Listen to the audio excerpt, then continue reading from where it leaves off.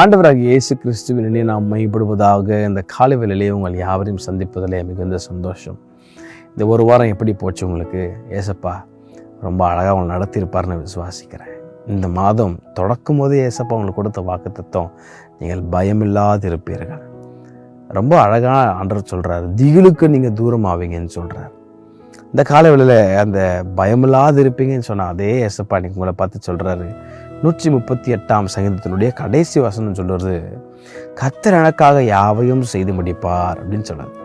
இந்த காலவெளியில் இந்த சத்தத்தை கேட்டுக்கொண்டிருக்கிற உங்களை பார்த்து நான் சொல்லுகிறேன், கர்த்தர் உங்களுக்காக யாவையும் செய்து முடிக்க அவர் போதுமானவராக இருக்கார். எப்போ செய்வார் தெரியுமா? நான் முன்னாடி எபிசோடில் சொல்லியிருந்தேன், 37:5 ஒரு நாளை மறந்துடாதீங்க. ஒரு ப்ராக்டிக்கல் லைஃபுக்கு தேவையான ஒரு வார்த்தை. அது என்ன வார்த்தை? உன் வழியை கர்த்தருக்கு ஒப்புவித்து அவர் மேல் நம்பிக்கையாயிரு, அவரே காரியத்தை வாய்க்க பண்ணுவார். கர்த்தர் உங்கள் வாழ்க்கையில் எல்லாவற்றையும் செய்து முடிக்கணும்னு ஆசைப்படுறீங்களா? உங்கள் வழியை அவருக்கு ஒப்புவீங்க, அவர் மேல் நம்பிக்கையாருங்க. கர்த்தர் உங்களுக்காக யாவையும் செய்து முடிக்க அவர் போதுமானவராக இருக்கிறார்.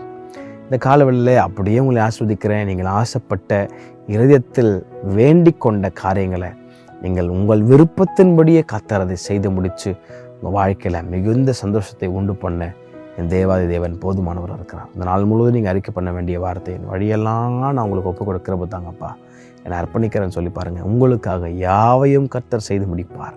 இந்த மாதம் முழுவதும் உங்கள் இருதயத்தின் வேண்டுதல்களை கர்த்தர் அருள் செய்வார். போதுமானவராக இருக்கிறார். திகிலுக்கு நீங்கள் தூரமாவீர்கள், பயமில்லாது இருப்பீர்கள்.